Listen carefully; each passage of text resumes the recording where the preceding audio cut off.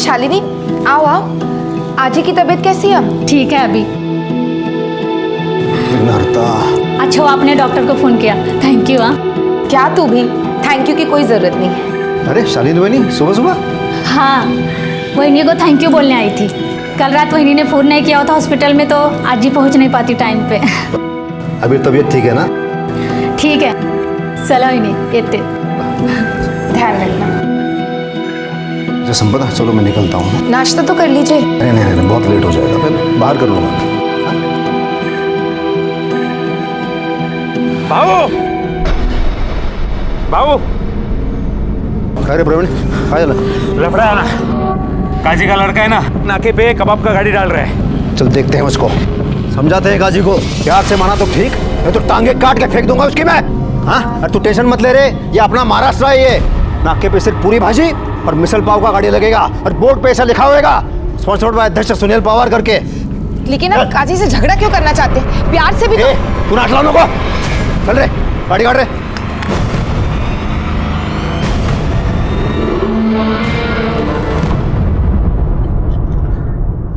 कोरड़े नहीं, मतलब ठीक है तुम ये लेके आए हो, लेकिन अपने देसी वड़ा पाव का मजा ही अलग है। और ये क्या, ये सॉस क्या लेके आए हो? अरे हिरवी चटनी, हिरवी मिर्ची पाई है ना मोटी मोटी। सर, हेड ऑफिस से फैक्स आया है।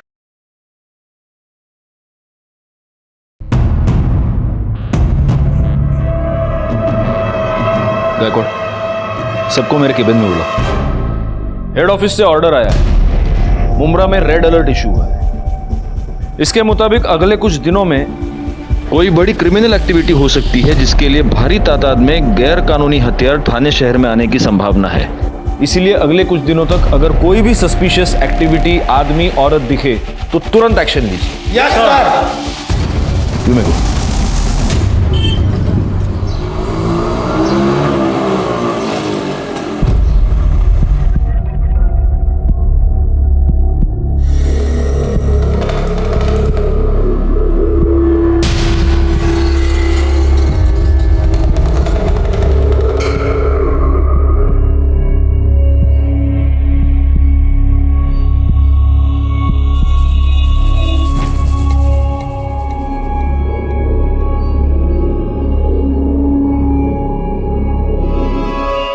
चाय भाई पी के हो गया ना? चलो निकलो अब यहाँ से, तुम लोग को इधर रूम नहीं मिल सकता, चलो निकलो।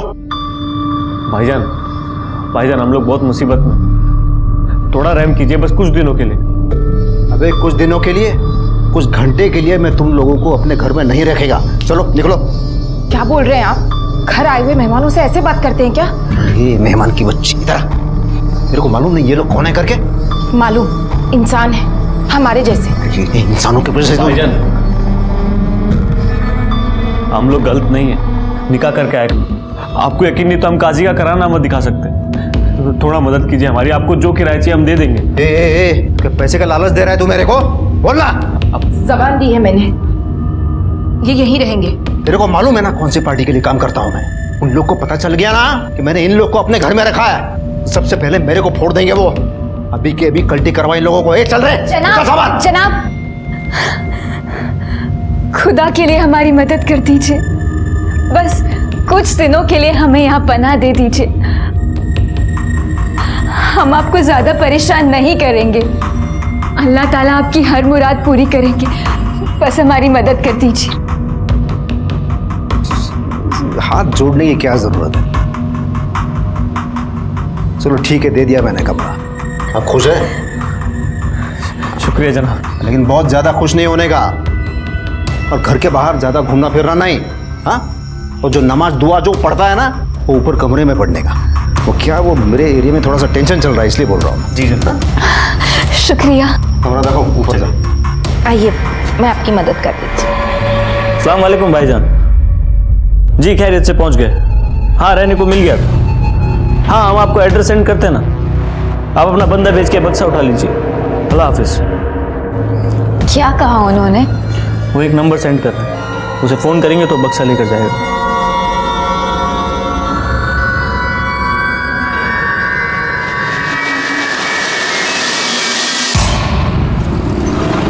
ये लो। अरे बस बस आपा। क्यों, मेरे हाथ का खाना अच्छा नहीं लगा? नहीं नहीं, खाना तो बहुत लजीज है, लेकिन मेरी खुराक से रकम वाकई खाना बहुत लजीज है आपका।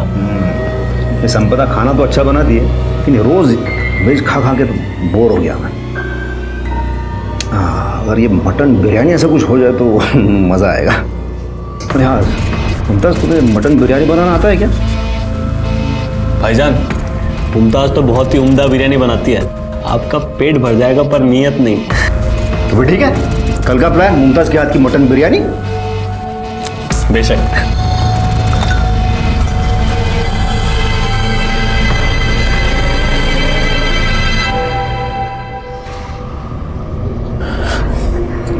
क्या हुआ? फोन नहीं लग रहा। रफीक हम फंस गए हैं, यहाँ माहौल बहुत खराब है, ज्यादा दिन नहीं रुक सकते, सामान देकर निकलना होगा। हाँ पर कैसे? रियाज भाई भी फोन नहीं उठा रहे हैं। तो भाईजान को फोन करो ना। 1000 बार कर चुके हैं, वो भी फोन नहीं उठा रहे। समझ नहीं आ रहा क्या करें। ये बक्सा तो जान की मुसीबत बन गया।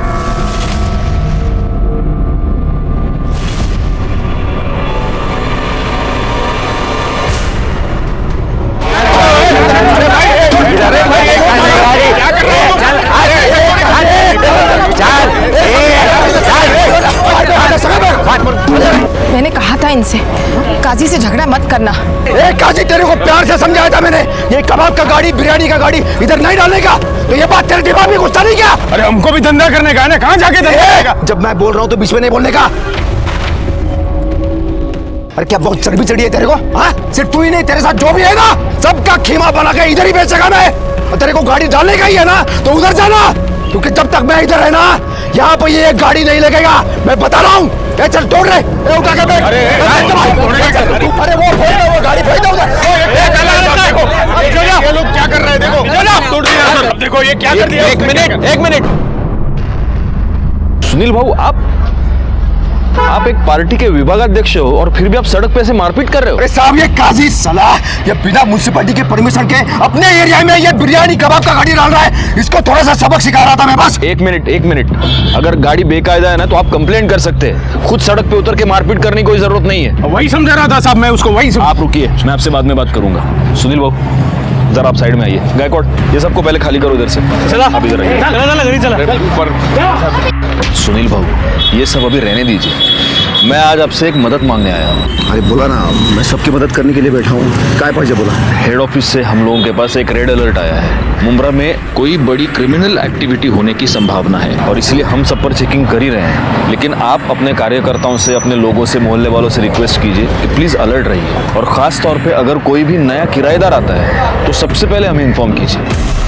तो ठीक है, मैं सबको बोलता हूँ, तो मुझे जैसे पता चलता है ना, मैं आपको पर्सनली बोलूँगा। Thank you.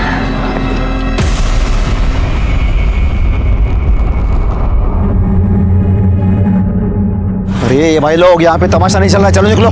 ये चल जा रहे, सुनी ना सब तू, गुस्सा क्या तेरे दिमाग में? मैं क्यों मना कर रहा था इन लोगों को रखने के लिए? चलो अभी निकलते हैं यहाँ से, इससे पहले कोई देख ले। चलो।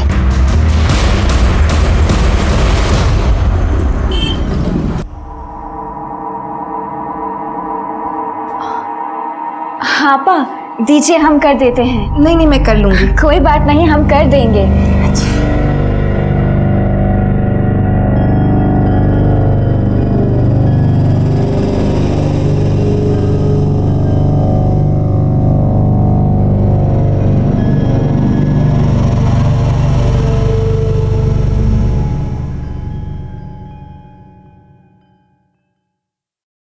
मैं स्कूल जा रही हूँ, आप नाश्ता करके काम।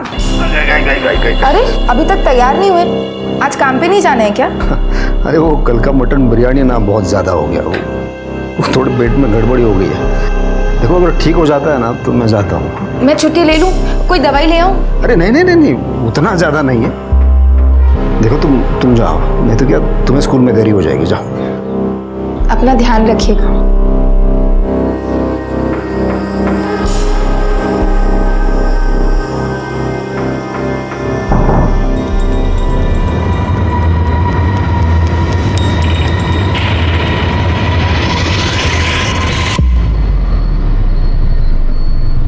सुना।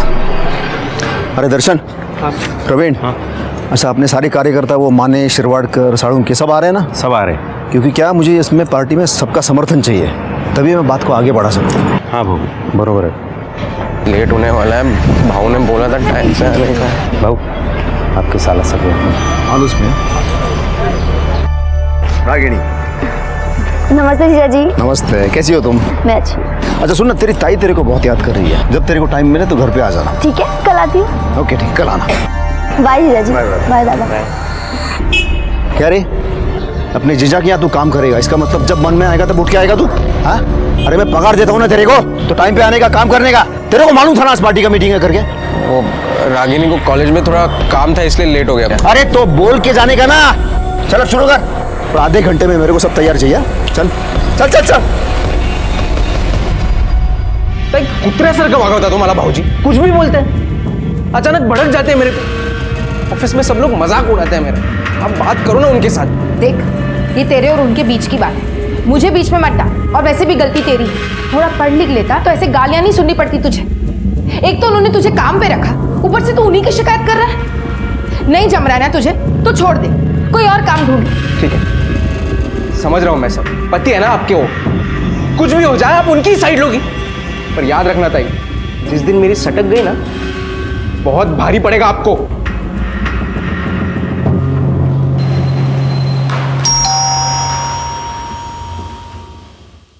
अरे रागिणी, ये दीदी कहाँ है?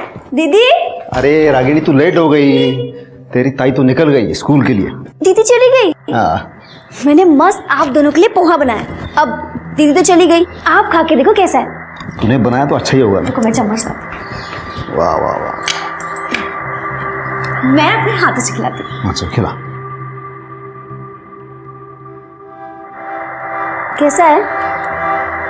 दीदी जितना अच्छा नहीं है ना? अरे नहीं, कमाल, बहुत मस्त बना था। तूने जो ड्रेस मंगाया था ना, बोला था ना?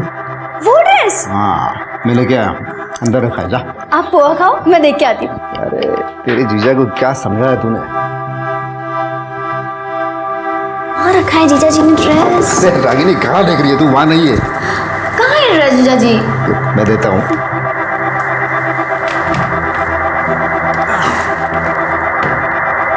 ये देख।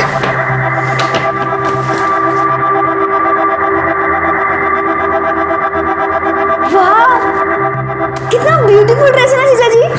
पसंद है? बहुत अच्छा है। मैं अभी ट्राई करूँ? अभी? हाँ। अच्छा थोड़ा जल्दी करना, क्योंकि मुझे अर्जेंट काम है। ठीक है। कर ले, मैं हूँ बाहर।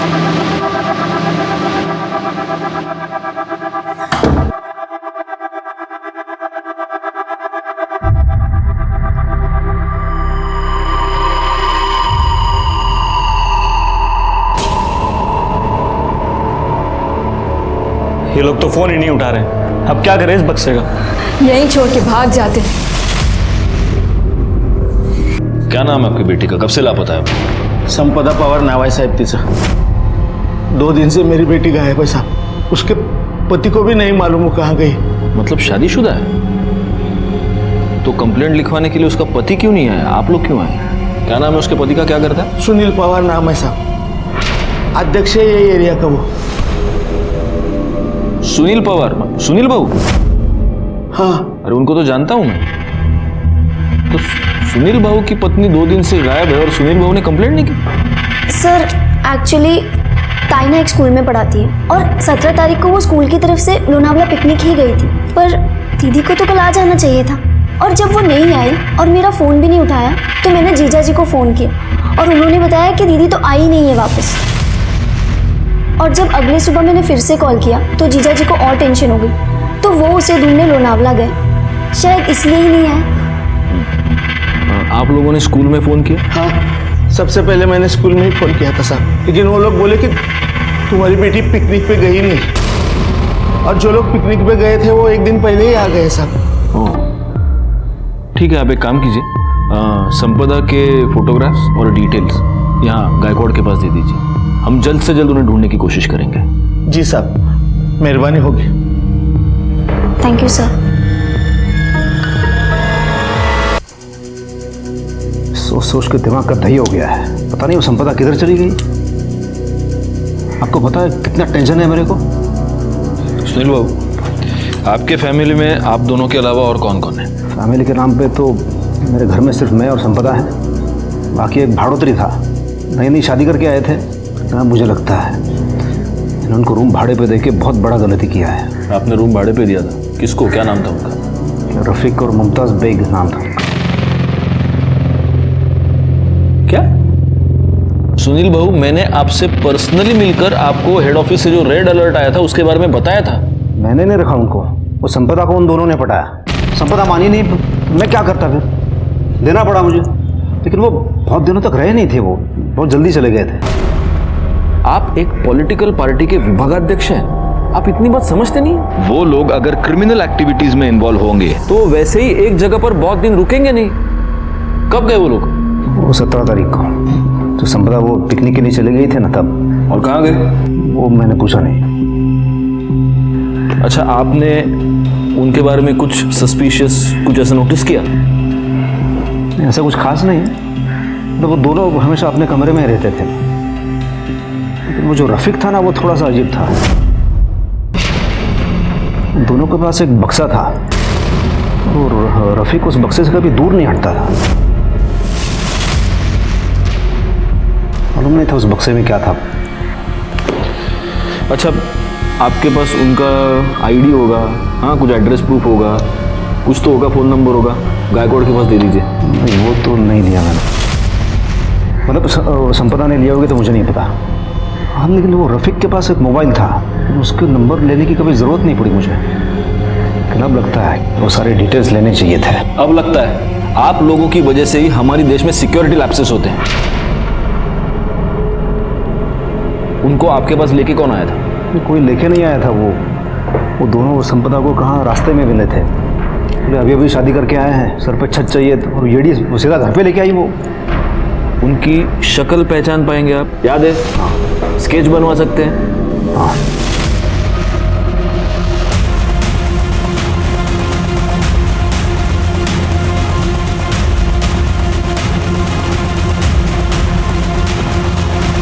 सर, रफीक और मुमताज के स्केच बन गए।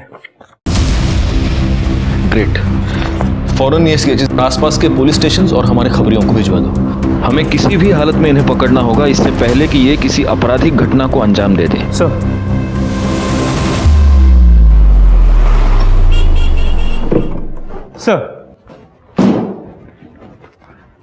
सर सुनील पवार के कॉल रिकॉर्ड्स क्लियर है।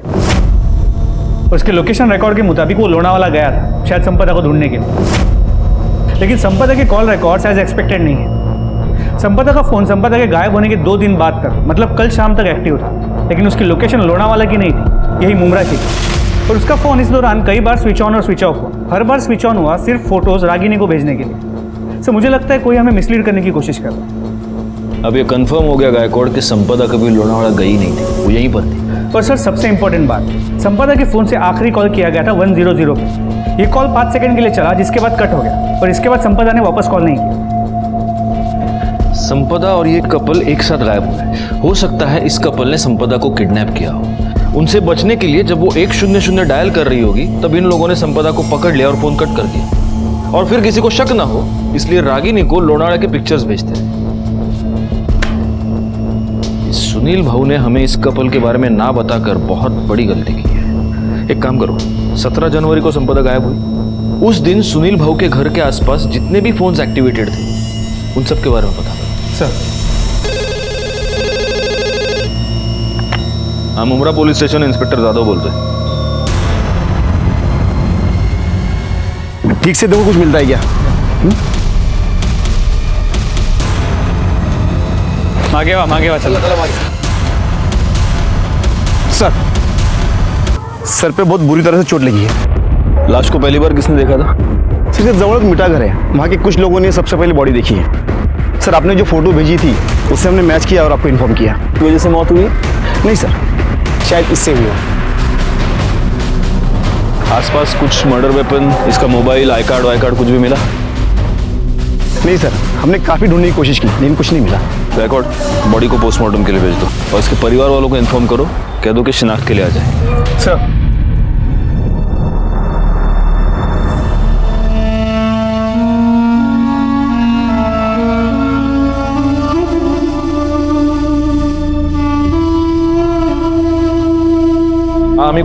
लावून घेतलाय ठीक आहे ओके ओके सर, संपदा की बॉडी से जो गोलियां मिली थी, बैलिस्टिक रिपोर्ट के मुताबिक वो यूएस मेड बेरेटा गन से चलाई गई और संपदा की पोस्टमार्टम रिपोर्ट के मुताबिक पहले उसके सर पे वार किया गया था, जिसके बाद उसे 2 गोलियां मारी गई, जिस वजह से उसकी मौत हो गई। मुंब्रा में यूएस मेड बैरेटा गन, और वो भी एक स्कूल टीचर को मारने के लिए।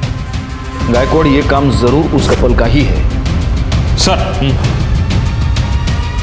17 जनवरी को सुनील के घर के आसपास जितने नंबर एक्टिव थे उसमें से एक नंबर संदिग्ध है, जिससे कई सारे इंटरनेशनल कॉल किए गए हैं। और सर, ये जो दूसरा नंबर है ये तलोजा का नंबर है। इस नंबर से तलोजा के नंबर पर भी कई बार कॉल किए गए थे। सर, लास्ट कॉल कल का है। एक काम करो, ये दोनों नंबर्स मॉनिटर करो और गायकवाड़ इनकी मोबाइल लोकेशन मुझे चाहिए इमीडिएटली। सर, जाओ।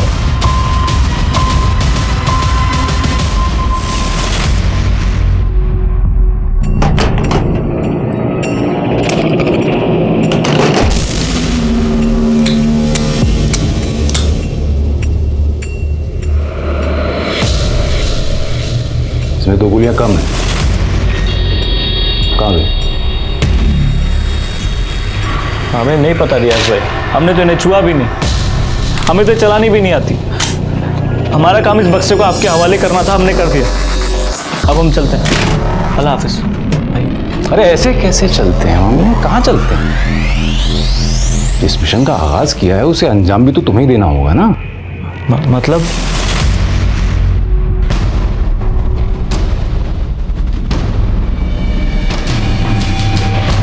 साहब, सुनील भाऊ का और काजी का बहुत टेंशन चलता था, बहुत लफड़े भी हुए थे। पता नहीं साहब, वो भिवंडी क्यों चली गई हमें मालूम नहीं साहब। संपदा समाज सेना की एक्टिविटीज में इन्वॉल्व रहा करती थी? नहीं सर, ताई ये सब से दूर ही रहा करती थी। ठीक है, तुम उस पर नजर रखो पर अपडेट करते रहो। सर, खबर पक्की है, तलोजा का नंबर रियाज पारकर का है, जो नाम के लिए तो दुकान चलाता है, लेकिन दुकान के पीछे उसका गोडाउन है जहां से वो इलीगल एक्टिविटीज करता है।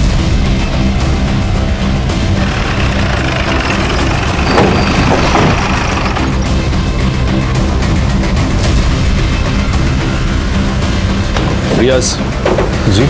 रफीक और मुमताज कहाँ हैं? कौन रफीक और मुमताज?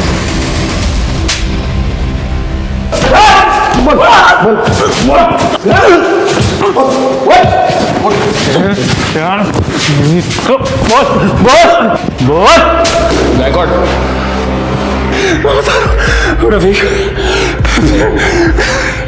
रफीक और मुमताज को मैं इस्तेमाल कर रहा था। सब इधर के लोकल गैंग को बड़ी तादाद में असला चाहिए था, मैंने उन्हें उसी काम में लगा दिया था। उन दोनों का हुलिया बता, हुलिया बता उनका। मोबाइल, उनका मोबाइल में मोबाइल गुंडे, मोबाइल क्यों नहीं सर?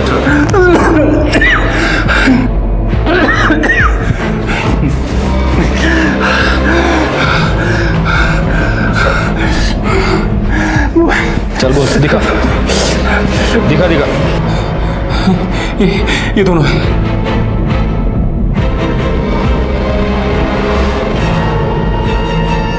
ये दोनों आप कहाँ हैं बता। पता नहीं, कल पता नहीं कहाँ चले गए, और साथ में वो बॉक्स भी ले गए। बॉक्स ले गए? क्या था उस बॉक्स में? बैरेट गन्स, मेरा पार्सल था वो, और ब्रांड न्यू गन्स थी, लेकिन उनमें एक गन में दो गोली नहीं थी, गायब थी। करड़े, अजून किलोभर मिरच्या घ्या और सब के सब इसके मुंह में ठूस दो। जो मैं कह रहा था वही सच है। संपदा को इनकी असलियत पता चल गई और इसीलिए ये कपल उसको मारकर भाग गया। सर, उनका भागना समझ में आता है, लेकिन संपदा की बॉडी को वहाँ भिवंडी में डिस्पोज करना नहीं आ रहा। होगा, इसका भी कोई ना कोई रीजन होगा। और ये रियाज जो हमसे कह रहा है कि ये कपल भाग गया है, ये झूठ है। इस रियाज ने ही जरूर इनको किसी मिशन पर भेजा है और हमें उस मिशन के बारे में पता लगाकर जल्द से जल्द उन्हें रोकना होगा। हमारे पास वक्त बहुत कम है। सर, वो सुलेमान काजी को लेकर आए। एक नंबर का मक्कार इंसान है वो सुनील। मोहल्ले में हमारा जीना हराम कर रखा है उसने, हमारा धंधा बंद करवा दिया। हर रोज एक नई मुसीबत खड़ी कर रहता है वो हमारे लिए। और इसलिए तुमने उसकी बीवी को मार दिया। अल्लाह माफ करे, मैं क्यों मारूंगा उसकी बीवी को? मुझे तो लगता है कि सुनील ने खुद अपने हाथों से अपनी बीवी का कत्ल किया है, वो भी उसकी साली के चक्कर में है। आपको शायद पता नहीं साहब, सुनील और उसकी साली रागिनी का प्यार परवान चढ़ रहा है। तोहफे देना, तफरी करना, घूमना फिरना तो आम बात हो गई है उन लोगों के लिए। और तुझे कैसे पता कि सुनील का उसकी साली के साथ चक्कर चल रहा है? इश्क और मुश्क छुपाए नहीं छुपते साहब। कितनी बार सुनील ने हमारे भतीजे की दुकान से कीमती तोहफे खरीदवा कर दिए हैं रागिनी को।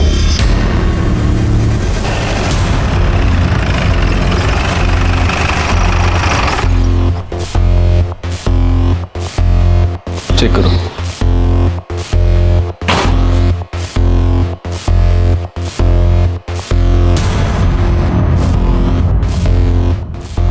सुनिए, ये सुनील भाऊ के घर पे ताला लगा है। कहाँ गए हैं, कब आएंगे, कुछ पता है? भाऊ तो कल से ही नहीं दिखे। कल से ही घर में ताला लगा हुआ है।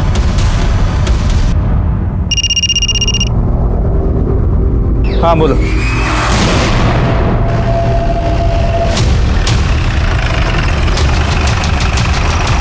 के पास पर्स और मोबाइल मिला है।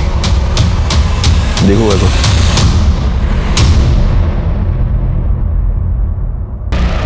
सुनील पवार, फोन दिखाओ, स्विच ऑन भी नहीं होता। और सर पीठ के ऊपर एक वार भी किया है। और सीने पे तो इतने वार किए हैं कि लगता है मारते वक्त। और वो मोबाइल लैब भेज। सर, पीएम रिपोर्ट के मुताबिक सुनील पवार का मर्डर 22 जनवरी को दोपहर 2 से 4 के बीच में हुआ है।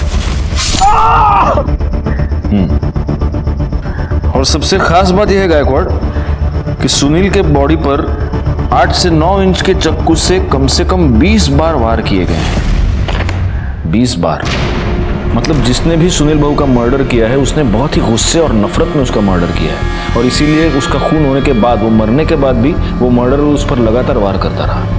सर, रफीक का फोन कुछ मिनट पहले ही मानखुर्द में ऑन हुआ है। फौरन उसकी एग्जैक्ट मोबाइल लोकेशन निकालो, हमें जल्द से जल्द निकलना होगा।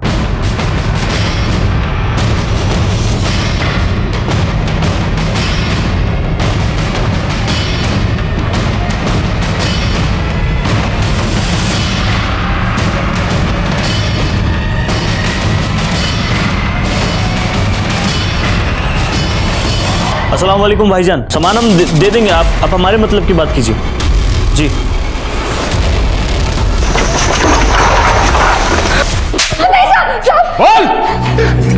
हम सच कह रहे हैं सर। वो असला हमारा नहीं है। हमें तो बस उसे उसकी मंजिल तक पहुंचाना था ताकि हमें नई पहचान मिले, बाकी की जिंदगी सुकून से कट सके। रियाज भाई से हमने चोरी इसलिए की थी क्योंकि हमें पता था कि अगर हम नहीं करेंगे तो वो किसी और को मजबूर करेगा कत्लेआम करने को। जनाब, हम सच कह रहे हैं। वो हथियार तुम्हें एक नई जिंदगी देने वाले थे। मतलब जनाब, हम दोनों एक दूसरे से मोहब्बत करते हैं, पर हमारे घर वाले कास्ट की वजह से हमारे निकाह के खिलाफ थे। इसलिए मेरा दोस्त मुझे असलम के पास ले गया। उन्होंने कहा अगर हम ये बक्सा खैरियत से रियाज भाई के पास मुंबई पहुंचा दे तो हमें नहीं पहचान देगा और हम दोनों को बंगलुरु में नौकरी भी देगा। तुम जानती थी उस बॉक्स में क्या है? नहीं, खुदा कसम, हमें जरा भी अंदाजा नहीं था। और तुम? मुझे इल्म था हमें, मगर हमने मुमताज को इससे अनजान रखा। मैं मुमताज से किसी भी कीमत पे निकाह करना चाहता था, इसलिए हम दोनों बक्सा लेकर मुंबई आए और सुनील पवार के घर पे रेंट पे रहने लगे। मैं दिन रात रियाज पालकर को फोन लगाता ताकि वो बक्सा ले जाए और ये मुसीबत टले। और एक दिन सुनील ने पता कर लिया उस बक्से में क्या है। तुमको मालूम है मैं कौन है? इस पूरे एरिया का अध्यक्ष है मैं। अब तुम दोनों तो गए, पुलिस यहाँ से तुम्हें कुत्ते की तरह खींच के ले जाएगी। और अध्यक्ष होने के नाते मुझे पुलिस को तो बताना ही पड़ेगा ना। उसके बाद वो मुझे ब्लैकमेल करने लगा। अच्छा, तू नीचे बैठा है, पैर पकड़ा है, इसलिए बचाता हूं मैं तुम दोनों को। हाँ, चलो उठ उठ उठ उठ। चलो भी बाहर जा। बाहर क्यों? तुम दोनों को बचाने के लिए मैं इतना बड़ा रिस्क ले रहा हूं। थोड़ी सी कीमत तुझे क्या, इसको तो चुकाना ही पड़ेगा ना। मुमताज के साथ जबरदस्ती करने लगा। हमें समझ नहीं आ रहा था क्या करे। हमें सब पता आपा की याद है। उनके पास जाके हमने सब तफसील से बता दिया, पर शर्म नहीं आती उनके बारे में इतना घटिया झूठ बोलते हुए? वो ऐसी गंदी हरकत कभी नहीं कर सकते। उन्होंने जरा यकीन नहीं किया पर अगले दिन अपनी आंखों से सब देख लिया। वो स्कूल की तरफ से पिकनिक जाने के लिए निकली और 15 मिनट बाद ही वापस आ गई, क्योंकि वो अपना फोन घर पर ही भूल गई थी।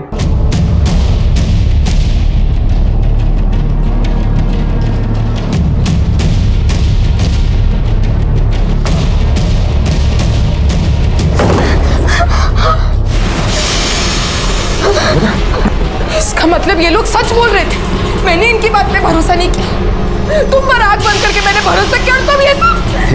संपदा संपदा, अरे तू गलत समझ रही है रे। इनको थोड़ा सा सबक सिखा रहा था। मेरे को मालूम नहीं ये लोग क्रिमिनल हैं। अरे गन का बक्सा लेकर घूम रहे हैं। तेरे को बेवकूफ बनाया इन लोगों ने। ये लोग तो पराए, लेकिन आपको क्या हो गया? तुमने पुलिस को खबर क्यों नहीं की? तुमने मुझे धोखा दिया है। छोड़ने वाली नहीं हूँ मैं तुम्हें। पुलिस को जाके अभी सब बता दूंगी मैं। ये संपदा, रुक ना, मेरी बात सुन रहे। सब मेरी बात सुनना, मैंने कुछ नहीं किया। तू कहां जा रही है? तू रुक जा। अरे संपदा, क्या कर रही है तू ये? मैं तुम्हारी करतूतों के बारे में पुलिस को बता के रहूंगी। तू ऐसा नहीं करेगी। तू क्या करेगी? कुछ नहीं सुनना मुझे।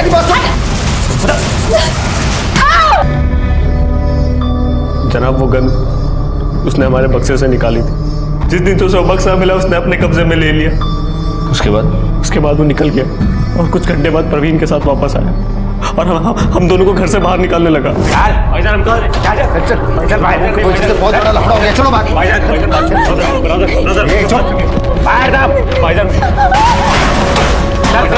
चल लेके जा बक्सा वो। खुदा वास्ते रहम करो उन पे।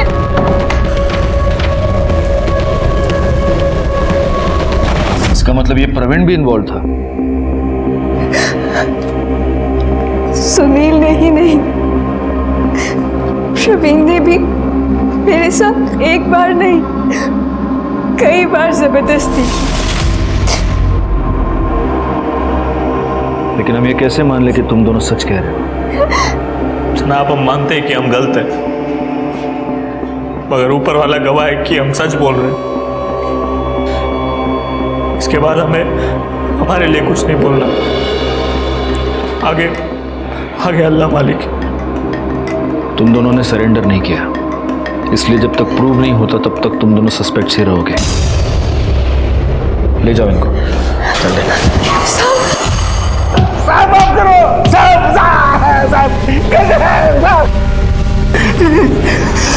साहब तू जब तक बोलेगा नहीं हमारे हाथ रुकेंगे नहीं।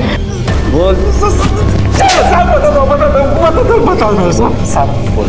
मैं बोलता हूँ। हाँ साहब, भाव की मर्जी से ही मैं मुमताज के साथ क्या जबरदस्ती करता था साहब। मुमताज तेरे सुनील भाव की प्राइवेट प्रॉपर्टी थी क्या? साहब आगे बोल, आगे क्या हुआ बोल। साहब, भाव मेरे को फोन करके बुलाया। मैं उनको रास्ते में मिला, देखा तो संपदा वहिनी के सर से खून बह रहा था।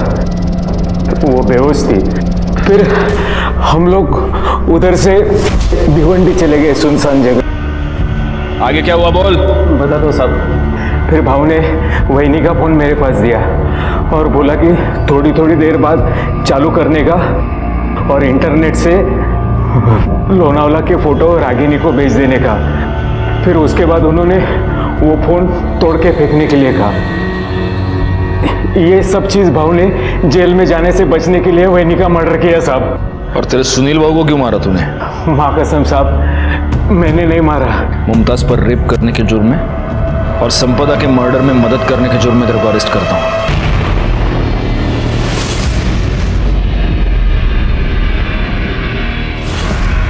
तुम्हारी ये तस्वीर हमें सुनील के मोबाइल में मिली। सच बताओ रागिनी, तुम्हारे और सुनील के बीच एग्जैक्टली क्या चल रहा था? सर मुझे सच में नहीं पता कि जीजाजी मेरी फोटो क्लिक कर रहे थे। अगर तुम्हें सच में पता नहीं था तो इस तस्वीर में तुम सीधा कैमरे के लेंस में देखकर स्माइल क्यों कर रही हो? रागिनी, सच सच बताओ, वरना पाटिल मैडम तुमसे सच उगलवा लेंगी। नहीं सर हमारा कोई अफेयर ही नहीं था। सिर्फ जीजा साली का मस्ती वाला रिलेशन था। हम बस फ्लर्ट करते थे सर, बाकी और कुछ था ही नहीं। वो सब नहीं था। मतलब फिजिकल नहीं था सर। और तुम्हारी ये ऐसी फोटोज है, ये तुम्हारे अलावा और किसी को पता है? वो रफीक, उसको मालूम है सर। तूने जो ड्रेस मंगाया था ना, बोला था ना, वो ड्रेस? हाँ मैं लेके आया, अंदर रखा है, जा। आप पोहा खाओ, मैं देख के आती हूँ।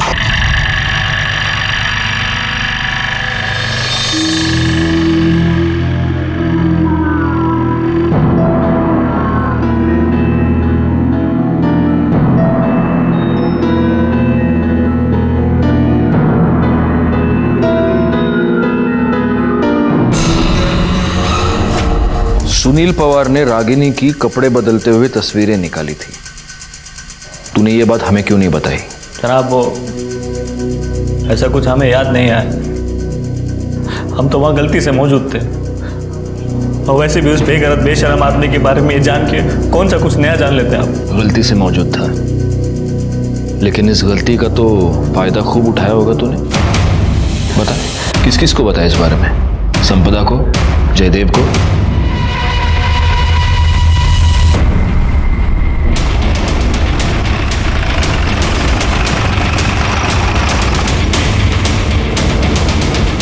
पूरे घर की तलाशी ले लो, कोई भी कोना छूटने ना पाए।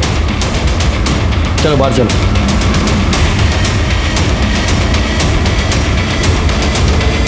बाबा, सर पाइप। दिवाकर जी, आपके कॉल रिकॉर्ड ये बता रहे हैं कि 22 तारीख को दोपहर को 1:30 बजे आपने अपने दामाद सुनील पवार को फोन किया था। हाँ साहब। तो क्या बात हुई आपकी? अब मुझे याद नहीं साहब क्यों किया था। तो इसका मतलब आपको याद दिलवाना पड़ेगा। पाटिल भाई, करड़े, इन दोनों को तब तक मारते रहो जब तक इनको याद ना आ जाए। आप साइड में आ जाइए, आप सीनियर सिटीजन हैं। ये क्या कर रहे हैं साहब? आइए। रुक जा, छोड़ दो इनको। इन्होंने कुछ नहीं किया साहब, सुनील का खून मैंने किया है साहब, मैंने खून किया है सुनील का, मैंने। क्यों? साहब वो मेरी बेटी रागिनी की गंदी तस्वीरें खींचता था। वो रागिनी को महंगे महंगे तोहफे देकर फंसा रहा था, उसके साथ अफेयर कर रहा था, वो मेरी दोनों बेटियों के साथ खेल रहा था साहब। मुझे पता नहीं था कि वो इतना घटिया इंसान था। मैंने जब उसे मारा तब तक मुझे पता नहीं था साहब कि वो संपदा का भी खूनी है, वरना मैं उसे पहले ही खत्म कर देता। उस दिन मैंने उसको फोन करके बुलाया था। बेटे मुझे बहुत चिंता हो रही है, मालूम नहीं पुलिस को क्यों लग रहा है कि संपदा का खून तुमने ही किया है। पुलिस तुम्हारे बारे में पूछताछ करने आई थी। बाबा अब मैं क्या करूं? एक काम करते हैं, टेम्पल रोड के पीछे मिलते हैं, बाद में सोचेंगे क्या करना है।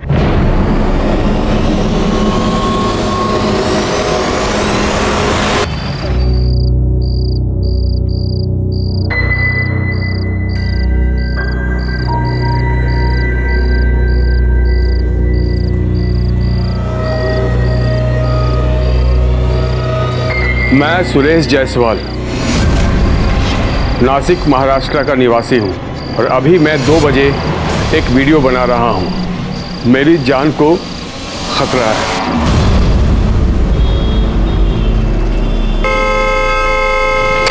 अरे कौन है ये?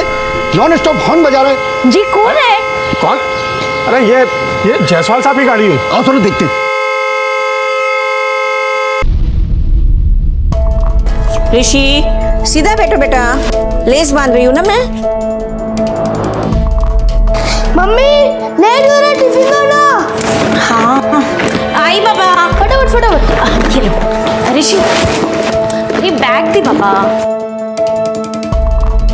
नमस्ते माँ जी। मासी मासी। अच्छा जी, मासी आ गई तो मासी मासी कर रहे हो? इतने दिन किसी को मेरी याद भी नहीं आई। मासी मैंने आपको फोन किया था लेकिन हमने उठाया ही नहीं। झूठा, इसने किया ही नहीं था मासी, ये बहुत झूठ बोलता है। आरव गलत बात, ऐसे झूठ नहीं बोलते। प्रॉमिस करो तुम आज के बाद कभी झूठ नहीं बोलोगे। प्रॉमिस। अच्छा देखो, मैं ना खाटू श्याम जी गई थी, वहां के मंदिर से तुम दोनों के लिए ये लॉकेट लेके आई हूँ। निधि जरा मदद करो ना, इसे अपने गले से कभी मत निकालना। हेलो ऋषि, बेटा ले। अरे कैसी हैं आप? बड़े दिनों बाद हमारी याद है आपको। हाँ, खाटू श्याम जी के मंदिर गई थी। ये लीजिए प्रसाद। खाटू श्याम जी की मंदिर, बड़े वहाँ का प्रसाद बहुत फेमस है, मेरा फेवरेट है। अच्छा बच्चों, चलो स्कूल भी लेट हो रहा है, आगे चलते हैं, चलो। Bye bye. ये लो आ गया स्कूल।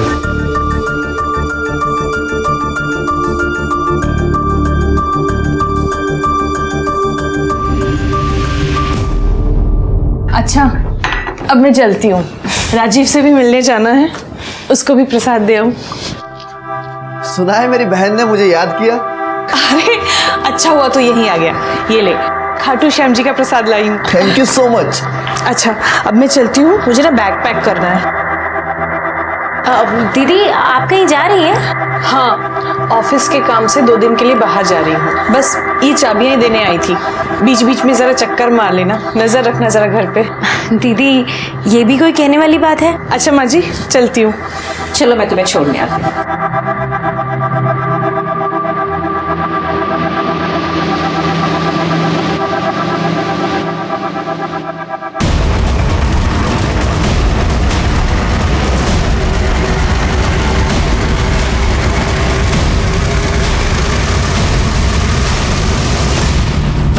कौन है आप लोग?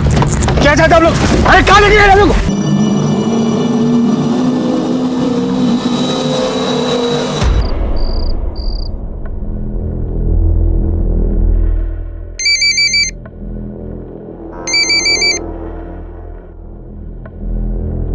हाँ बोलो।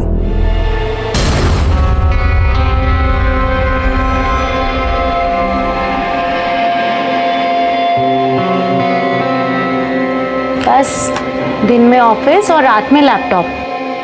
सुरेश कभी अपनी बीवी को भी देख लिया करो।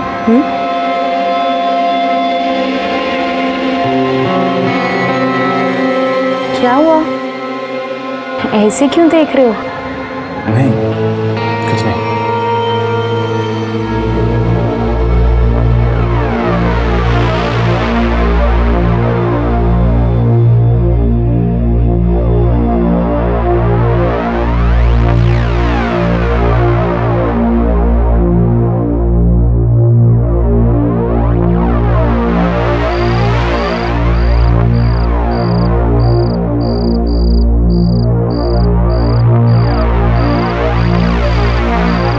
मैं सुरेश जायसवाल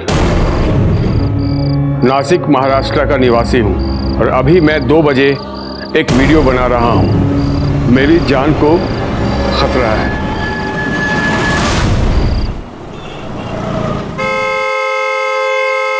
अरे कौन है ये नॉन स्टॉप हॉर्न बजा रहा है? जी कौन है? किसे चाकू मार दे, जल्दी। अरे एम्बुलेंस लो, जल्दी जल्दी। सुरेश कहाँ है? सुरेश सुरेश नहीं, सुरेश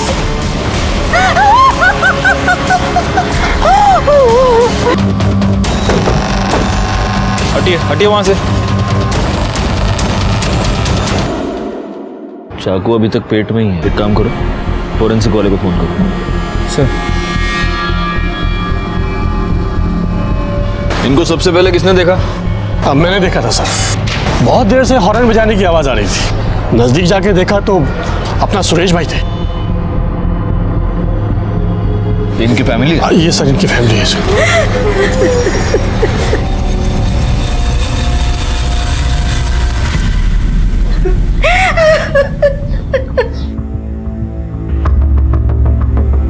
देखिए मैं समझता हूँ कि इनकी फैमिली बहुत सदमे में है, लेकिन अगर हमें मर्डरर तक पहुँचना है तो हमें कुछ सवाल तो पूछने होंगे। वैसे आप कौन? सर मैं सुरेश जायसवाल जी का साला हूँ, नीति का कजिन ब्रदर, और सामने वाले घर में रहता हूँ।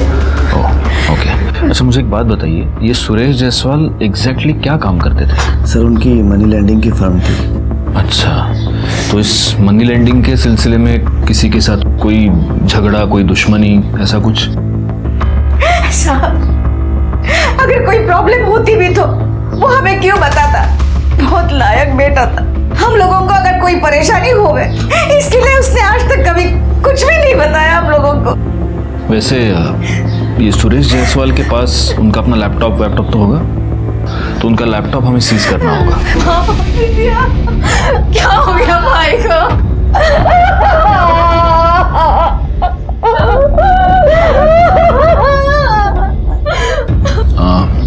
ये कौन है? सर ये जीजाजी की छोटी बहन बिंदिया है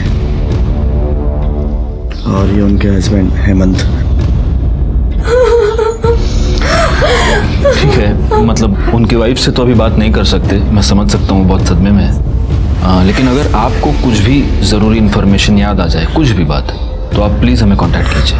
जी sir. Take care.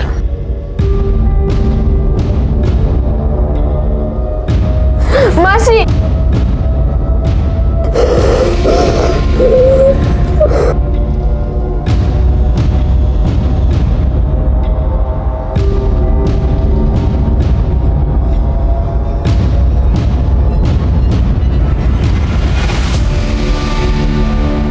Sir, Suresh Jaiswal के ऑफिस गए थे, लेकिन वहाँ ताला लगा है। पता चला कि वहाँ सिर्फ एक पियून काम करता है, जिसने आज ऑफिस खोला ही नहीं। उसे पुलिस स्टेशन बुला लिया है पूछताछ के लिए। मुझे लगता है गायकवाड़, इस सुरेश जायसवाल का मर्डर किसी प्रोफेशनल रीजन की वजह से ही हुआ है, मतलब पैसे का लेन देन वगैरह। उसका फ़ोन अब तक अनलॉक नहीं हो पाया है, शायद थोड़ा वक्त लगेगा। तब तक एक काम करो, उसकी मोबाइल लोकेशन और कॉल डिटेल्स निकालो। सर, सुरेश जायसवाल की पीएम रिपोर्ट और फॉरेंसिक रिपोर्ट।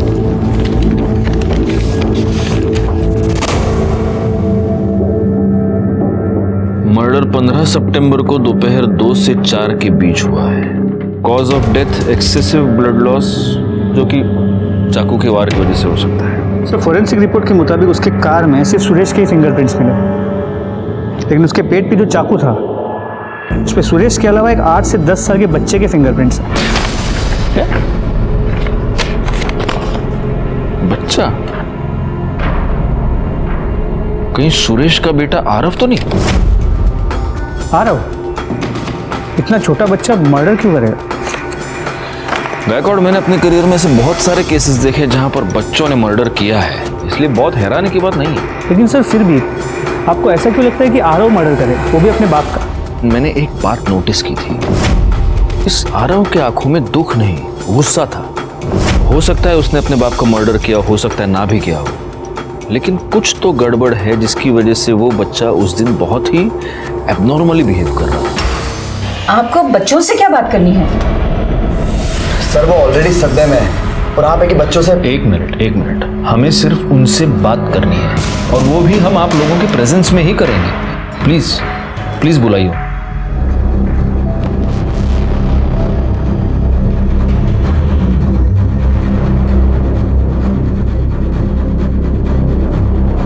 कैसे हो तुम दोनों? देखो, डरना बिल्कुल नहीं है। कल एग्जैक्टली क्या हुआ था, तुम दोनों ने क्या देखा? पापा हमें स्कूल में रहने नहीं आए थे, मैं सोचा कि हम खुद चलकर घर चले जाते हैं। फिर वहाँ जाके देखा तो संभालिए, संभालिए अपने देखो। क्या हो गया पापा? क्या हो गया पापा? आरव, तुम्हारे स्कूल में तुम्हें ये सिखाया नहीं कि झूठ बोलना बुरी बात है? तुम तो अच्छा झूठ बोल लेते हो। एक मिनट, आप कहना क्या चाहते हैं? मेरा बच्चा आपसे झूठ बोल रहा है? सर प्लीज, आपने कहा था कि आप सिर्फ बच्चों से बात करना चाहते हैं, लेकिन आप तो इन्हें डरा रहे हैं। ये कोई तरीका होता है इतने छोटे से बच्चे से बात करने का? तो मेरा बेटा चला गया और ऊपर से आप। एक मिनट ये फॉरेंसिक की रिपोर्ट है। इस रिपोर्ट के मुताबिक आपके बेटे का खून जिस चाकू से हुआ, उस चाकू के हैंडल पर 8 से 10 साल के किसी बच्चे के फिंगरप्रिंट्स मिले। जी, हमें ऋषि और आरव के फिंगरप्रिंट्स लेने होंगे, और अगर इनमें से किसी के भी फिंगरप्रिंट्स उन फिंगरप्रिंट्स से मैच होते हैं तो हमें उस बच्चे को कस्टडी में लेना होगा।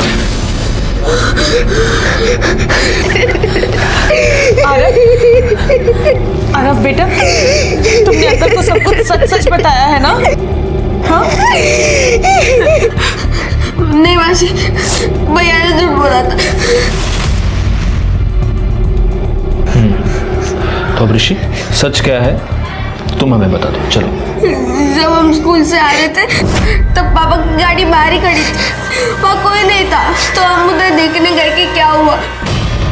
पापा पापा ये क्या हुआ आपको? पापा पापा ये आपको पापा पापा पापा बोल अभी चाकू लगा रुक निकल तू। पापा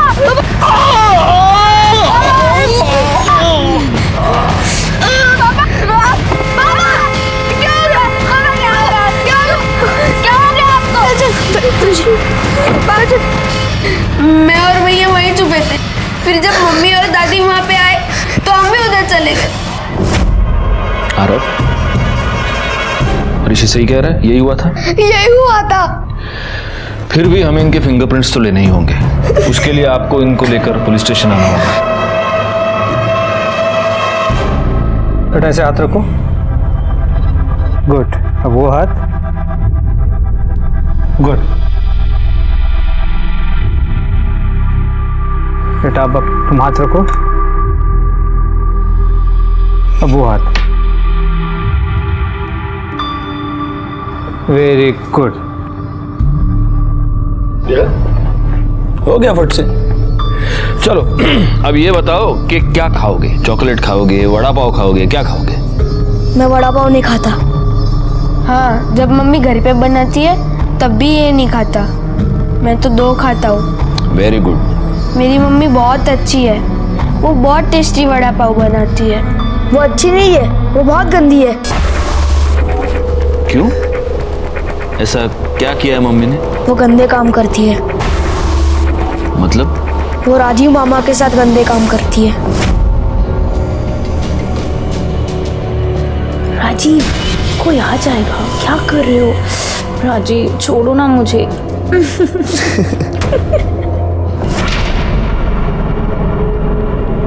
लेकिन बेटा तुमने तो सिर्फ आवाज सुनी थी, तुमने अपने राजीव मामा को देखा थोड़ी था। वो राजीव मामा ही थे, उनकी वजह से मम्मी और पापा के बीच में झगड़ा होता था। मतलब तुम्हारे पापा को ये सब पता था? मम्मी गंदी नहीं है, पापा गंदे थे। क्यों? वो मम्मी को मारते थे इसलिए? हाँ, वो रोज शराब पी के मम्मी को मारते थे। कुछ भी मत बोल, वो रोज नहीं मारते थे। वो रोज मारते थे। नहीं मारते थे, मैंने देखा है। मैंने देखा है कि मारते नहीं मारते थे। अरे ऋषि, आरव, ऐसे अच्छे बच्चे झगड़ा नहीं करते। बैठो बैठो बैठो बैठो। अरे वाह ऋषि, तुम्हारे गले में लॉकेट तो बहुत प्यार है। अरे सेम, दोनों के गले में सेम लॉकेट है। वाह, वेरी नाइस। अच्छा आरव, चलो अब मुझे एक बात बताओ, कल तुम इतना गुस्सा क्यों थे? बोलो। देखो अगर तुम बोलोगे नहीं तो तुम्हारे फादर के मर्डरर को हम कैसे पकड़ेंगे? तुम नहीं चाहते वो पकड़ा जाए? हाँ बोलो। मुझे पता है राजीव मामा ने पापा को मारा होगा, इसलिए मैं इतना गुस्से में था। तुम्हें कैसे पता है? राजीव मामा हमारे घर के सामने वाले घर में ही रहते हैं। मम्मी उनके घर रोज जाती है, इस बात से पापा को गुस्सा आता था। आरव अपनी माँ से नफरत करता है और ऋषि अपने बाप से, और इन दोनों बच्चों ने जो भी बताया उससे ये राजीव तो इस केस में प्राइम सस्पेक्ट बनता है गायकवाड़। सर इन बच्चों का बचपना हो सकता है, उनकी बातों में हम विश्वास कर सकते हैं क्या? हो सकता है बच्चे सच कह रहे हैं। अगर सच कह रहे हैं तो उसका कुछ ना कुछ क्लू तो हमें मिलेगा ही। अच्छा एक बात बताओ, तुमने सुरेश जैसे, लेकिन उनमें ऐसे कुछ फोटोज नहीं मिले। हो सकता है उसने फोटोज डिलीट कर दिए हो। गायकवाड़, सबसे पहले एक काम करो, निधि और राजीव दोनों के कॉल रिकॉर्ड्स और मोबाइल लोकेशन निकालो। सर सुरेश के घर के पास से हमें 2 सीसीटीवी फुटेज मिले, जिनमें से एक 1.5 किलोमीटर के अंतर पर है और दूसरा 500 मीटर। ओके सर ये वो 1.5 किलोमीटर दूर वाला सीसीटीवी फुटेज है, एंगल की वजह से कुछ क्लियर नजर नहीं आ रहा। दूसरा देखो, दूसरा देखो। सर इसमें तो क्लियर नजर आ रहा है, उसके पेट में चाकू है और फिर भी गाड़ी चलाते हुए जा रहा है। एक बात बताओ गायकवाड़, ये बच्चों का स्कूल इसके घर से कितनी दूरी पर है? सर 700 मीटर, शायद इन दोनों कैमरास के बीच। तो ये हो सकता है कि सुरेश जायसवाल ने इन दोनों बच्चों को स्कूल से पिकअप किया, इन बच्चों ने ही सुरेश को चाकू मारा और फिर बच्चे भाग गए। या फिर ये भी हो सकता है कि स्कूल के आसपास किसी ने सुरेश पर अटैक कर दिया हो। लेकिन सर सुरेश के मोबाइल रिकॉर्ड्स के मुताबिक उसे आखिरी कॉल गोखले चौक के एक पीसीओ से किया गया। उसकी मोबाइल लोकेशन के मुताबिक वो वहाँ गया भी था और वहाँ से वो घर लौटा जहाँ वो अपनी गाड़ी में मरा हुआ मिला। तो ये हो सकता है कि इस पीसीओ के आसपास ही किसी ने उस पर अटैक कर दिया हो। एक काम करो, उस पीसीओ वाले से पता करो, देखो उसको उस बंदे का चेहरा याद है क्या जिसने सूरज जायसवाल को कॉल किया था। हो सकता है उसे कुछ याद हो। सर सूरज जायसवाल का प्यून प्रकाश आया। भेजो उसे। नहीं साहब, ऑफिस में कुछ नहीं है साहब।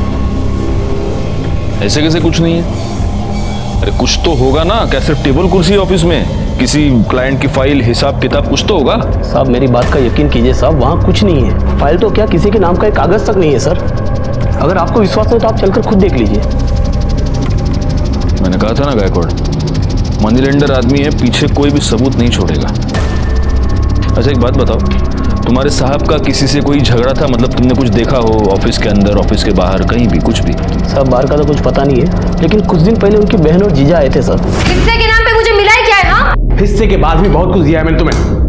क्यों नहीं दिया मैंने, बताइए। इनसे क्या बात कर रहे हो? मुझसे बात करो, मुझसे। क्या प्रकाश, पानी दिया ना? जाओ। चुप क्यों जीजा जी, बताइए। ठीक है मैं बता देता हूं। वो मैंने पिछले 2 साल में सुरेश से 2 करोड़ रुपए उधार लिए हैं। हाँ तो अपने जीजू को थोड़ा सा क्या दे दिया तो इतना सुना रहे हो, और अपने साले को इतना बड़ा घर दे दिया, उसका क्या? वो घर मैंने नहीं, पापा ने दिया था उसे, और पापा के डिसीजंस के अगेंस्ट में जा नहीं सकता, समझी तुम? पापा का बहाना मत बनाओ, साफ साफ बोलो कि तुम जोरू के गुलाम हो और अपने साले से वो घर वापस नहीं ले सकते। थोड़ा सोच समझ के बोलो तुम क्या बोल रही हो। एक काम कीजिए, आप लोग यहाँ से जाइए, जाइए।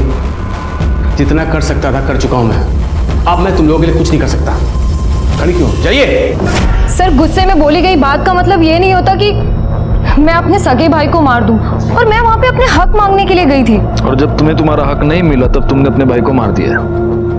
सर मैं क्यों मारूंगी उसे? 15 सितंबर को दोपहर 2 से 4 के बीच तुम कहाँ थी? घर पर। और तुम? मैं बाहर गया हुआ था सर। कहाँ? सर मैं अपने दोस्त रमेश पाटिल से मिलने गया था सर। फोन लगा उसको। सर उसका फोन चल नहीं रहा है। एड्रेस दो।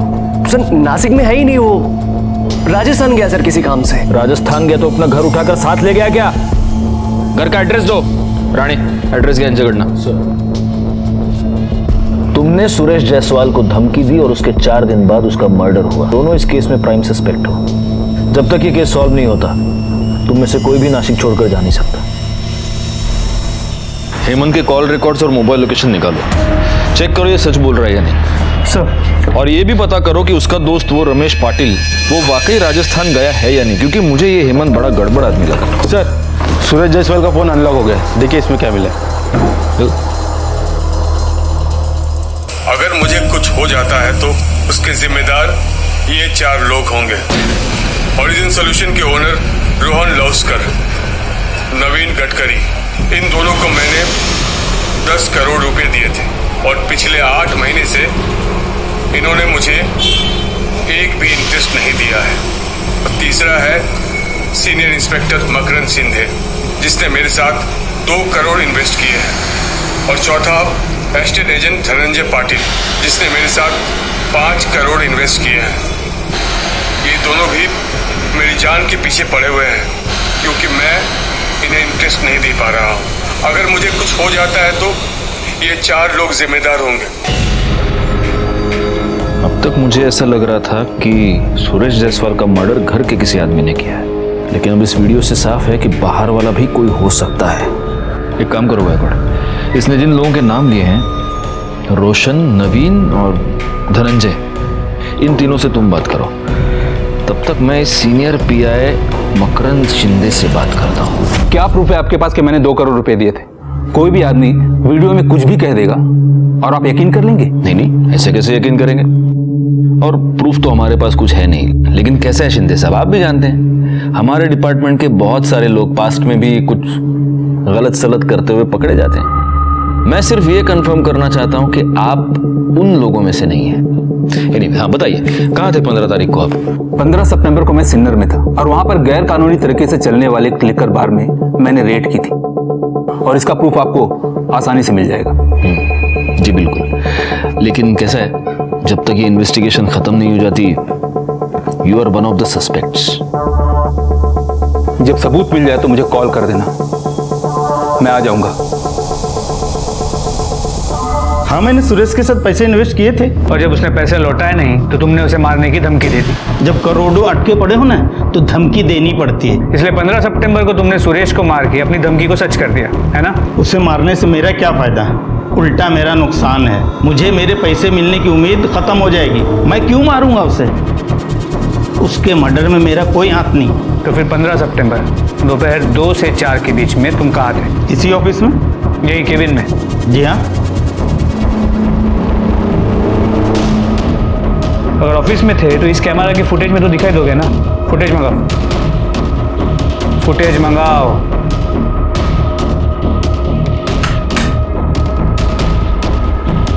जी सर। 15 सितंबर को इस कैमरा की फुटेज लेके आओ। सर सीसीटीवी तो पिछले 1 हफ्ते से बंद पड़ा है, फुटेज कहाँ से आपको? केस खत्म होने तक तुम शहर छोड़ के कहीं नहीं जाओ। सर हेमंत झूठ बोल रहा है। 15 सितंबर को सुरेश का मर्डर हुआ। जिस रमेश पाटिल से मिलने की बात कर रहा था। सर मैं अपने दोस्त रमेश पाटिल से मिलने गया था सर। वो तो पिछले 3 महीने से राजस्थान में है, और इन्फॉर्मेशन हमें उनके घर वालों से ही मिली है।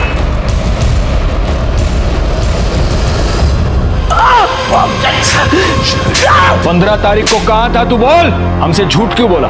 सुरेश को तू नहीं मारा ना? बोल। सर मैंने किसी का मर्डर नहीं किया है सर। आप लोगों से झूठ इसलिए बोला था, अगर मैं सच बोलूंगा ना मार डालेंगे मुझे वो लोग। तू अगर हमसे झूठ बोलेगा ना तो हम तुझे जिंदगी भर जेल में सड़ाएंगे। वो जो भी लोग हैं उनसे हम तेरे को बचाएंगे, लेकिन हमसे तेरे को कोई नहीं बचा सकता। अब सच बोल, चल। सर उस दिन सारा समय मैं टिप्सी बार में था। सुबह से लेकर रात तक बैठकर दारू पी रहा था? दारू नहीं पी रहा था सर, इलीगल गैम्बलिंग। उसी समय मुझे जुए की बुरी लत लग गई थी सर। सुरेश के 2 करोड़ रुपए वहीं पर आ रहा था सर। सर प्लीज मेरी बीवी को उसके बारे में मत बताइएगा सर, प्लीज सर। रोहन और नवीन सर 2 दिन पहले यूएस गए हुए सर, कॉन्फ्रेंस के लिए। उनके फ़ोन नंबर्स, एड्रेस और सभी डिटेल्स मुझे चाहिए। क्या सुरेश ने आपको कभी ये बताया था कि उसे धमकियां मिल रही थी, उसकी जान को खतरा था? धमकियों के बारे में तो हमें कुछ पता नहीं, मगर हाँ, एक दिन वो घर जल्दी वापस आया था और उसे चोट भी आई थी। मैंने उससे पूछा कि ये कैसी चोट है, तो बोला कि मैं गिर गया। आपको भी उन्होंने कुछ नहीं बताया? नहीं, मुझसे भी कुछ नहीं कहा। ये फोटोग्राफ्स आपने सुरेश जायसवाल को कब भेजी? सर मैंने 13 सितंबर को ईमेल की थी। 13 सितंबर मतलब उसके मरने से 2 दिन पहले? जी, एक्चुअली 15 सितंबर को हम फिर से मिलने वाले थे। मैं उन्हें कुछ और प्रूफ हैंड ओवर करने वाला था, मगर उससे पहले ही उनका मर्डर हो गया। कुछ और प्रूफ मतलब? ये कुछ घंटे के हिसाब से मिलने वाले होटल्स के बिल हैं जहां वो दोनों जाते थे, और इस पेन ड्राइव में उन होटल्स की सीसीटीवी फुटेज है जहां वो दोनों झूठे नाम से रूम लेते थे। मिस्टर सावंत, आपने ये जो भी इन्वेस्टिगेशन की है वो हमारे बहुत काम आएगी। Thank you so much.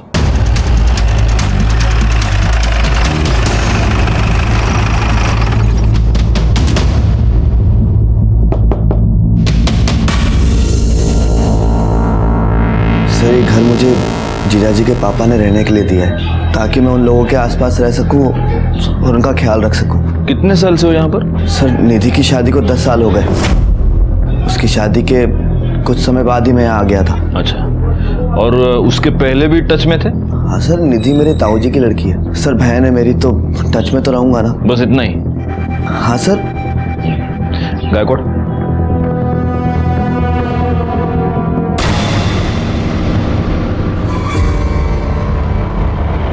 तुम लोगों में भाई बहन एक दूसरे से ऐसे टच में रहते हैं? हाँ? नहीं सर।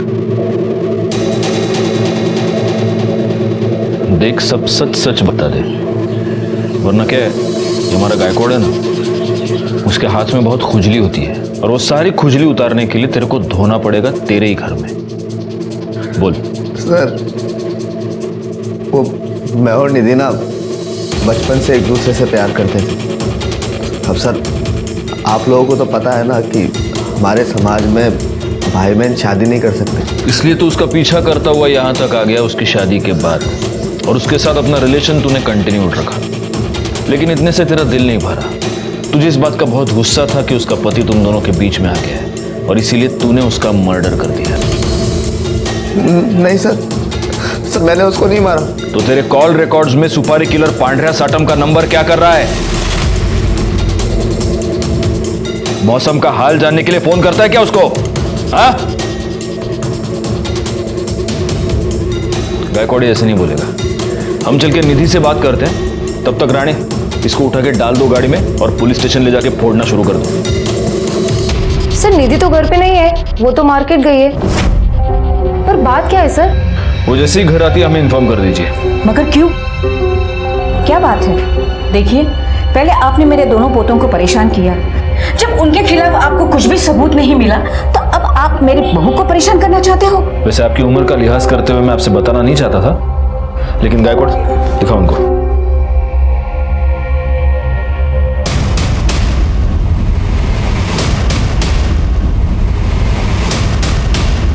बच्चों जल्दी से अंदर चले जाओ। वैसे कोई जरूरत नहीं है, ये बात सबसे पहले मैं उन्हीं से पता चली। हमने राजीव से बात कर ली, उसने ये सब कबूल कर लिया है। अब जब निधि घर पर आ जाए तो हमें इन्फॉर्म कर दीजिए।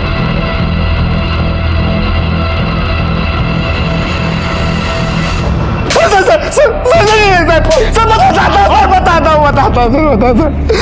मैंने सुरेश को मारने के लिए गुंडे भेजे थे सर। अरे कहाँ लेके गए हम लोग? सर मैंने और निधि ने पूरी प्लानिंग कर रखी थी। कैसा क्या करें कि लोगों को हम पर शक ना हो और हम उसे अपने रास्ते से हटा दें। उस दिन चोट मुझे गिर कर नहीं लगी थी, बल्कि कुछ लोगों ने मुझ पर हमला किया था। क्या? आपने पहले क्यों नहीं बताया? सुरेश, मुझे ऐसा लगता है कि अगर आप बुरा ना माने तो एक बात कहूँ, आपको ना उन लोगों की एक लिस्ट बनाकर वीडियो रिकॉर्ड कर लेना चाहिए। देखिए, भगवान ना करे अगर कल को कुछ उल्टा सीधा हो गया तो हम उनके अगेंस्ट कुछ कर तो पाएंगे ना। तो वो वीडियो बनाने का आइडिया तुमने सुरेश को दिया था ताकि ब्लेम उन 4 लोगों पर आए, और वो वीडियो बनते ही दूसरे ही दिन तुमने सुरेश का मर्डर कर दिया। नहीं सर, मैंने सुरेश को नहीं मारा सर। गायकवाड़, इसको तब तक ठोकते रहो जब तक ये सच ना बोले। नहीं। पांड्या का पता चल गया, उठा लो उसको।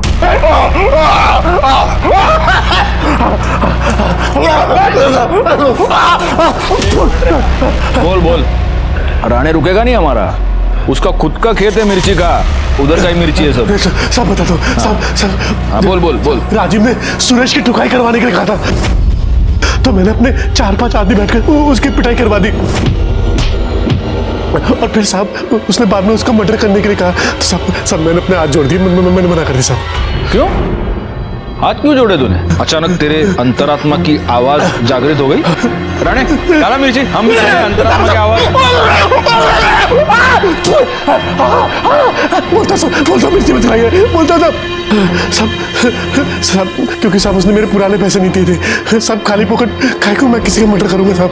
हाँ, ये थोड़ा लॉजिकल लग रहा है।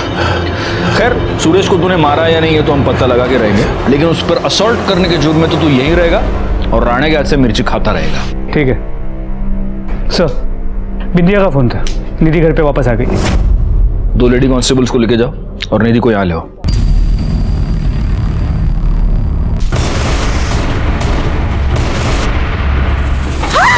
निधि!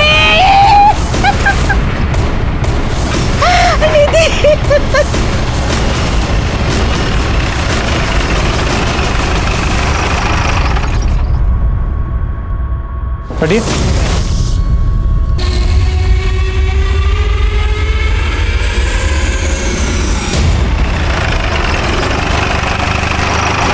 सर, पूछताछ से पता चला कि निधि रोज शाम को कपड़े कलेक्ट करने के लिए टेरेस जाती थी और आज भी गई। लेकिन उसके पहले बिंदिया और सुरेश की माँ ने उसे अपने और राजू के अफेयर के बारे में इतना कुछ सुना दिया कि काफी दुखी हो गई थी। इस बेशरम औरत से क्या बात कर रही हो माँ? मैं तो कहती हूँ इसे और इन दोनों बच्चों को घर से धक्के मार के बाहर निकाल देते हैं। और कौन जाने कि ये दोनों बच्चे सुरेश भाई के हैं या फिर उस कमीने राजीव के? जा दूर हो जा मेरी नजरों से। तो हो सकता है उसी दुख में उसने टेरेस से कूद के सुसाइड कर लिया। गायकवाड़, पिछले 10 साल से बिना अपने पति की परवाह किए, बिना अपने बच्चों की परवाह किए, ये अपने भाई के साथ अफेयर चला रही थी। आज अचानक से इसके मन में गिल्ट आ गया और इसने सुसाइड कर लिया। रानी, जरा पूरे घर की तलाशी लो, अगर कुछ भी सस्पिशियस मिलता है तो जब्त कर लो। मैडम, आप जरा बॉडी चेक कीजिए।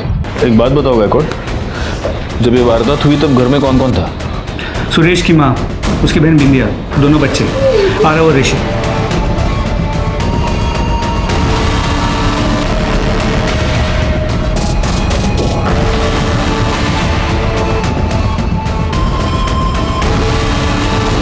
ऊपर जाने का ये एक ही रास्ता है? नहीं सर, सिर्फ अंदर से।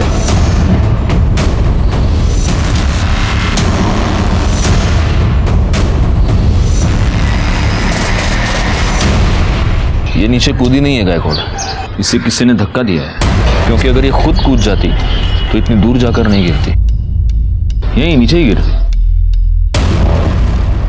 लेकिन निधि को धक्का किसने दिया होगा? वैसे उसको मारने का मोटिव शांति देवी के पास भी हो सकता है, बिंदिया के पास भी हो सकता है। मासी, मासी।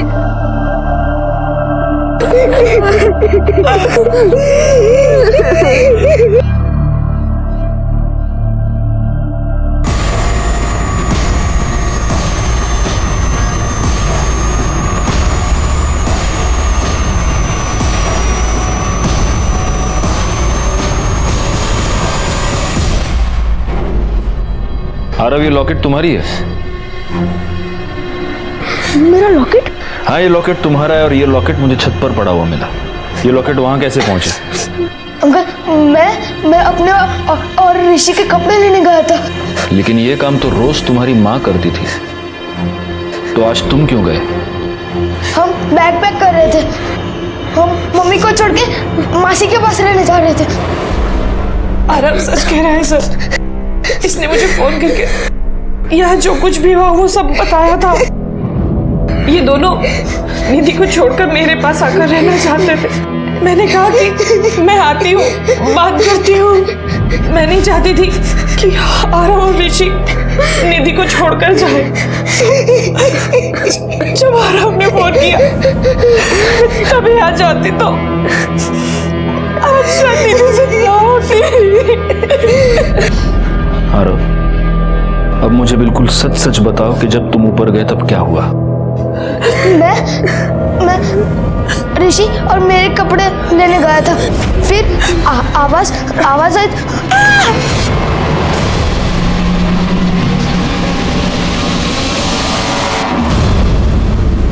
मैं इस बार झूठ नहीं बोल रहा। चुप हो जा बेटी। हाँ, एक बात बताइए, आपके किचन में जो पीछे का दरवाजा है ये हमेशा खुला ही रहता है? नहीं, बंद ही रहता है। तो फिर आज ये दरवाजा खुला क्यों है? किसने खोला? सर पता नहीं। बताइए सुनीता जी, जिस दिन निधि का मर्डर हुआ उस दिन हम वहां पहुंचे और हमारे बाद आप वहां पहुंचे, राइट? जी। झूठ बोल रही हैं आप निधि के घर पर शुरू से ही मौजूद थी। ये है आपकी मोबाइल लोकेशन, इसमें साफ पता चल रहा है कि आप बहुत पहले से ही उस घर में मौजूद थी। यह आपकी फिंगरप्रिंट्स की रिपोर्ट है। निधि के घर में जो पीछे वाला दरवाजा है उसके बाहर के हैंडल पर आपके फिंगरप्रिंट्स हैं और अंदर वाले हैंडल पर आरव के। आप उस दिन निधि के घर पर पीछे के दरवाजे से गए थे। एक और बात, सुरेश जायसवाल का जिस दिन मर्डर हुआ था उस दिन उसको गोखले चौक के एक पीसीओ से फोन आया था। रिकॉर्ड दिखाओ।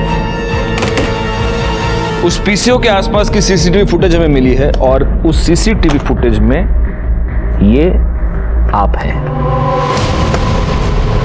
इसी पीसीओ से थोड़ी सी दूर पर एक सुनसान जगह है जहां पर हमें सुरेश जायसवाल के सूखे हुए खून के धब्बे मिले थे और ये है आपके कॉल रिकॉर्ड्स।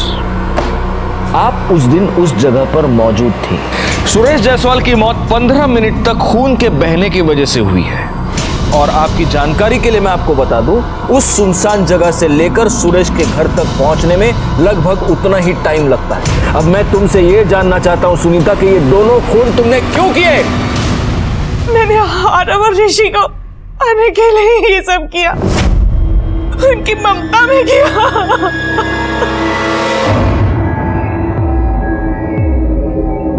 ये कैसी ममता है तुम्हारी?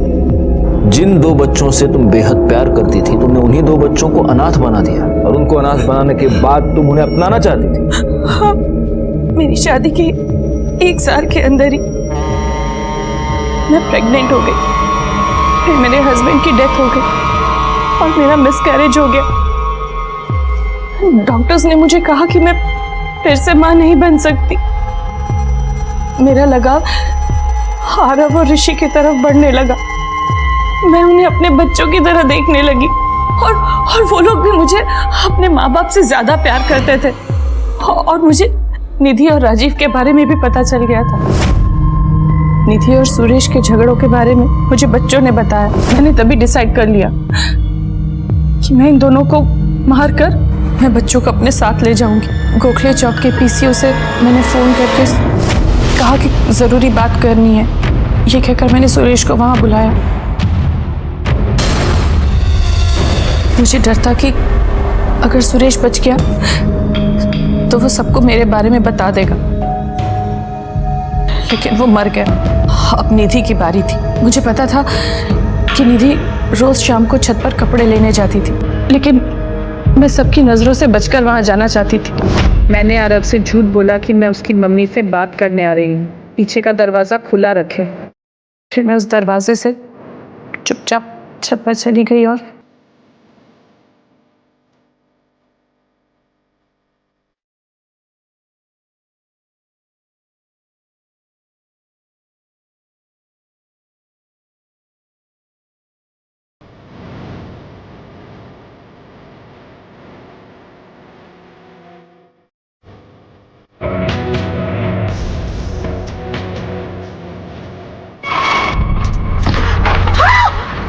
मैंने आरव के जाने का वेट किया और उसके जाने के बाद चुपचाप उसी दरवाजे से बाहर निकल गई। उसके बाद मैं आज वहाँ पहुँची ताकि सबको यही लगे कि मैं तभी पहुँची थी और किसी को मुझ पर शक ना हो।